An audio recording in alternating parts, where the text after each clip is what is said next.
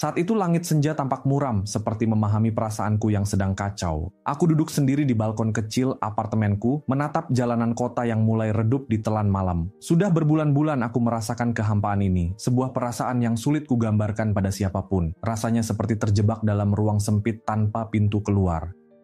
Namaku Adrian, dan aku ingin membagikan sebuah kisah tentang bagaimana aku menemukan jalan keluar dari gelapnya depresi. Kisah ini bukan hanya tentang kesedihan, tapi tentang harapan dan bagaimana cahaya kecil bisa mengubah segalanya.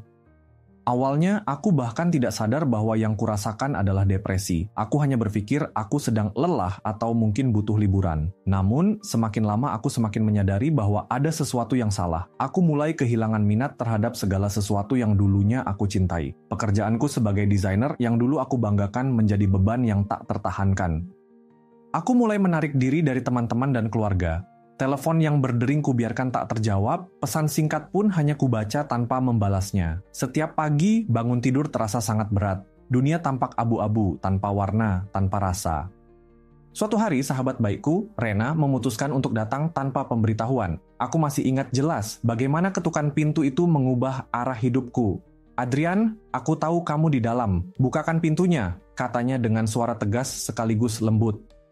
Awalnya aku enggan membuka pintu, tetapi Rena tidak menyerah. Dia duduk di depan pintuku selama hampir 1 jam hingga akhirnya aku luluh. Melihat wajahnya yang penuh kekhawatiran membuatku sadar bahwa aku tidak sendirian. Kami berbincang sepanjang malam. Untuk pertama kalinya setelah sekian lama, aku menangis. Aku ceritakan semua yang kurasakan selama ini. Rena menyarankanku untuk mencari bantuan profesional. Awalnya aku ragu, merasa malu jika orang tahu tentang kondisiku. Namun, dorongan dan dukungan Rena begitu kuat hingga akhirnya aku memberanikan diri menemui seorang psikolog bernama Bu Indira.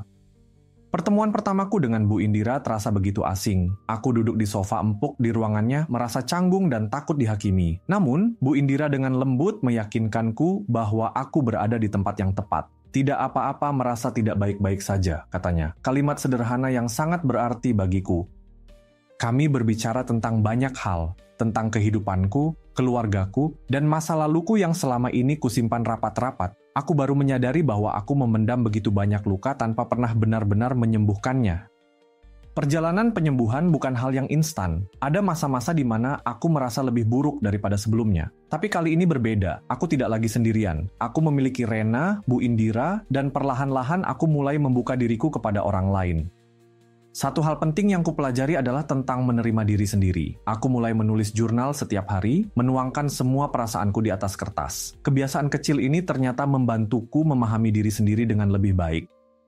Selain menulis, aku mulai mengambil kembali hobi lamaku, melukis. Awalnya sulit, tanganku terasa kaku, pikiranku kosong. Tetapi sedikit demi sedikit, aku menemukan kembali rasa senang yang dulu pernah ada.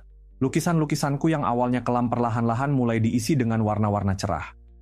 Rena juga mengajakku bergabung dalam komunitas yang memiliki tujuan yang sama, yaitu pulih dari depresi. Di sana, aku bertemu dengan orang-orang luar biasa yang berbagi kisah perjuangan mereka. Mendengar cerita mereka memberiku kekuatan dan motivasi lebih untuk terus maju.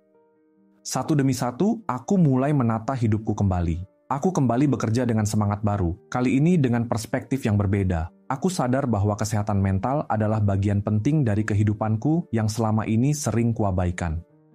Ada satu momen yang selalu kuingat, yaitu ketika aku berhasil menyelesaikan lukisan pertamaku setelah sekian lama terjebak dalam kegelapan. Lukisan itu adalah gambar bunga matahari, sederhana namun penuh makna. Aku menggantungnya di ruang tamuku sebagai pengingat bahwa selalu ada harapan dan cahaya bahkan di masa-masa tergelap sekalipun. Hari ini, aku bisa tersenyum lagi. Bukan karena hidupku sempurna, tetapi karena aku telah belajar bagaimana menerima ketidaksempurnaan itu dengan penuh cinta. Depresi mengajarkanku tentang kekuatan, keberanian, dan terutama tentang pentingnya dukungan dari orang-orang di sekitar kita. Jika hari ini kamu sedang merasa seperti aku dulu, ketahuilah bahwa kamu tidak sendirian. Bantuan ada di luar sana, dan tidak ada yang salah dengan meminta pertolongan. Kadang, kekuatan terbesar adalah keberanian untuk mengakui bahwa kita membutuhkan bantuan.